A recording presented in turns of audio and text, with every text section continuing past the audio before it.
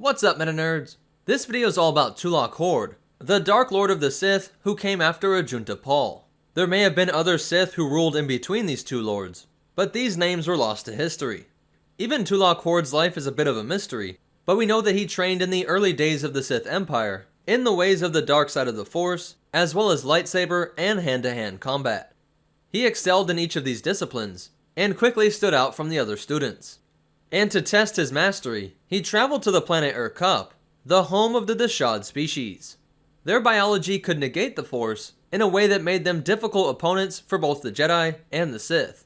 So Tulak Hord figured that defeating one of them would be an impressive display of his strength. He challenged a Dashade named Khem Val, and upon defeating him, Tulak gained his most trusted ally. Together, Hord and Val went on to challenge militant groups that were rebelling against the Sith Empire, and they destroyed the resistance on the planets Yin and Shabash. During this fighting, it is said that this terrifying duo easily killed over 1,000 Jedi Knights. As Tulak Hord's fame grew, he attracted the attention of other aspiring Sith, and during these campaigns, he was approached by Aloysius Kallig. Tulak initially denied him and sent Kallig away from his camps, but this was an aspiring Sith who decided to challenge all of Tulak Hord's top generals. He easily defeated them and earned his place in Tulak's military. Kallig was an exceptional general and led many of his own successful campaigns through the use of a Sith ritual that allowed him to drain the strength of his enemies and use it to fuel his own warriors.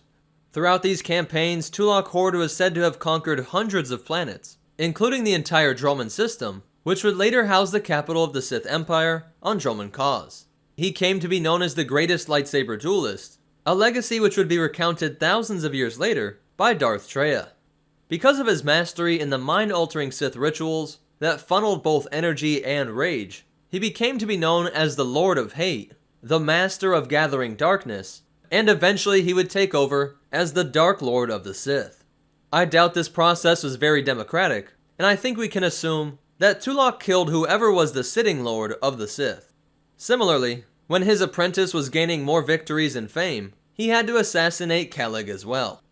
Now having secured his empire, he could focus his efforts on the dark arts, and some believe that he even found the secret to immortality.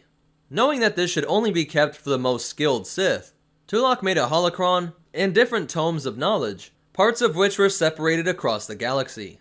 He also gained another apprentice named Orton Sella, and had his longtime apprentice Khem Val put into a stasis chamber in a tomb that was at that time empty, but which would later become Naga Sadal's.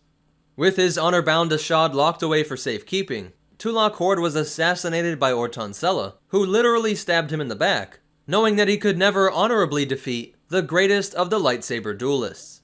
To commemorate one of the greatest of the Dark Lords, his followers carved out for him a massive tomb in the Valley of the Dark Lords on Korriban. Construction finished around the year 5300 BBY, and his body, along with his holocron and some writings, were sealed away for future Sith learners. Hord may not have achieved an everlasting physical life, but his spirit was among many others that would later manifest themselves on Yavin 4. So that's it for his history, and the only behind-the-scenes fact that we have is that there is some disagreement about when the Lord of Hate lived, as he is described as being the greatest lightsaber duelist, but most accounts say that the Sith Empire only developed lightsabers after the Great Hyperspace War, which occurred in the year 5000 BBY, hundreds of years after he died.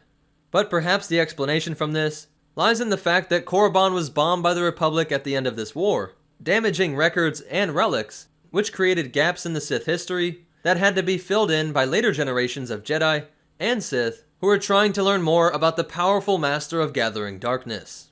So that's it for Tulak Hord.